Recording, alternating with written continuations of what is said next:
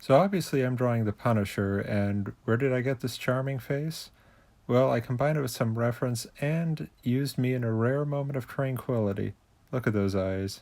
Someone definitely owes me money. Anyway, so when it came to inking, I was working with my brush pen again, and I do enjoy working with it quite a bit, but the thing is, it gives you kind of like an old school comic feeling, like something out of the golden or silver, even Bronze Age.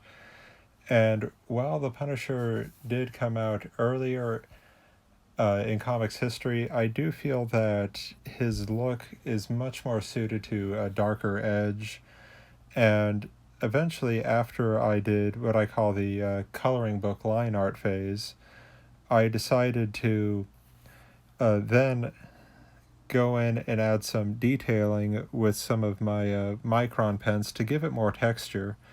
And also, I had some interesting feedback from an instructor of mine, Joe Prado, who overall said, and this is kind of an interesting piece because I do agree with a lot of his critiques, that while the intentions of the pose are pretty good, overall I made the head way too large, which after I went in and corrected it in Photoshop, yeah, he was totally right. And another thing too, it's weird, this is turning into kind of like an anti how to video, but art is all about learning, and more importantly, people should learn from their mistakes. It's like, I liked how the hair came out, but uh, inking the gun, for example, in these pouches without tools or edges uh, gave them too much of an organic feeling, and in that imprecision led them to feeling uh, just more than a little bit artificial. And here I went in and added a bunch of hatching and detailing to try to fill the piece in, and then give the Punisher that glossy look with the Pentel pocket brush. Now the ink is applied just fine. It's just here I over rendered the guns and gave it the illusion, to quote Joe, that it looked like it was melting. Certainly not my intention.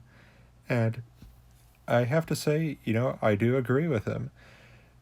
So here I am filling in a bunch of inks and details, texturing, trying to feather things out, and while overall I do like the effect of that piece, I feel that it was just, if I'm completely honest with myself, trying to bandage, uh, trying to throw a bandage over a piece.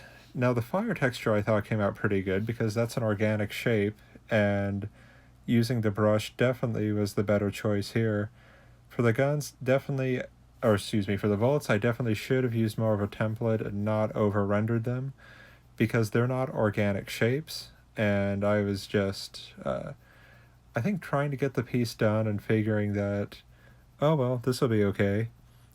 Now, on the face, I am happy with that. I did a bunch of rendering that I hadn't tried before, didn't lose a bunch of detail, but again, that head is too big. So I just went into Photoshop, fixed that, and here's the most brutally honest review of my own work. Learn from me.